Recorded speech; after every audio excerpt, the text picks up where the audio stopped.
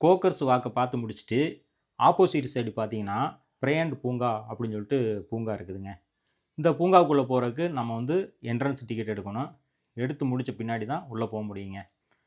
பூங்கா வந்து நல்லா இருக்கும் அப்படின்னு சொன்னாங்க. சரி உள்ள போய் பார்க்கலாமே அப்படின்னு சொல்லிட்டு போனா, உண்மையிலே வந்து நல்லா தான் இருந்தது. என்ன காரணம்னு கேட்டீங்கன்னா, பச்சை பசேல்னு அழகா பராமரிச்சு வச்சிருந்தாங்க. அப்படியே போயிட்டே இருந்தோம்.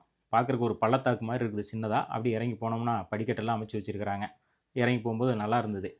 இந்த சைட்லாம் பார்த்தீங்கன்னா, பசங்க ரொம்ப என்ஜாய் பண்ணிட்டு இருந்தாங்க. டான்ஸ் எல்லாம் ஆடி, பாட்டு பாடி எல்லாம் என்ஜாய் பண்ணிட்டு இருந்தாங்க. அதெல்லாம் பார்த்து முடிச்சுட்டு, அப்படியே உள்ள போனோம்.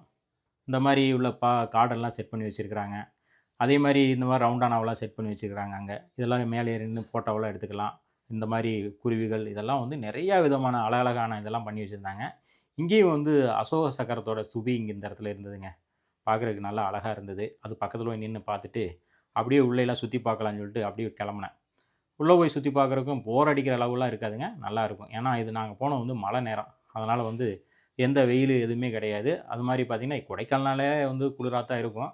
எங்களுக்கும் வந்து எந்த விதமான போர் அடிக்கல. அப்படியே சுத்தி பார்த்துட்டுலாம் வரும்போது, இந்த சைட்லாம் வந்து பூவெல்லாம் அழகா செட் பண்ணி வச்சிருந்தாங்க.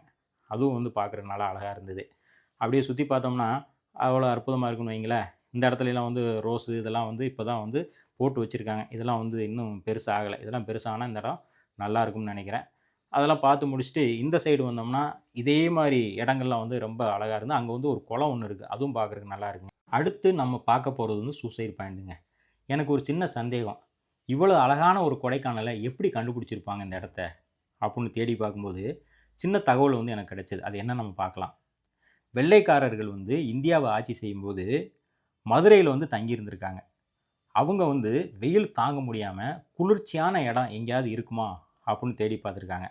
அப்படி தேடி பார்க்கும்போது கிடைச்ச இடம் தாங்க இந்த கொடைக்கானல். அதாவது பார்த்தீங்கன்னா, 1821ஆம் ஆண்டு பிரிட்டிஷ் சர்வேயரான லெப்டினன்ட் பி.எஸ். வார்டு அவர்கள் தான் இந்த இடத்த வந்து கண்டுபிடிச்சிருக்காங்க. அவரு தான் வந்து ஐரோப்பியர்கள் முதல் ஆளா அந்த இடத்துல வந்து கால் வச்சிருக்கிறாங்க. ஆனா, இவருக்கு முன்னாடி இங்க வந்து பழங்குடியின மக்கள் வந்து வாழ்ந்துகிட்டு இருக்கிறாங்க. இவங்க வந்து பார்த்தீங்கன்னா, தேனி மாவட்டத்தோட பெரிய தொடர்புல இருந்திருக்காங்கங்க. அந்த மாரி உருவான இடம் தாங்க இந்த இடம். எவ்வளோ அழகா இருக்கு பாருங்க. ஆனா, இந்த இடத்துக்கு வர்ற வழி எப்புட்ன்னு பார்த்தீங்கன்னா, கும்பக்கரை வழியா, வெள்ளக்கவி வழியா வந்து தான் இந்த இடத்துக்கு வந்திருக்கிறாங்க. அப்படித்தான் இந்த இடத்த கண்டுபிடிச்சிருக்காங்க. இதில என்ன ஒரு கொடுமை அப்புட்ன்னு கேட்டீங்கன்னா, இந்த வெள்ளக்கவிங்கிற இடத்துக்கு இன்னைக்கு வரையும் ரோடு கிடையாதுங்க.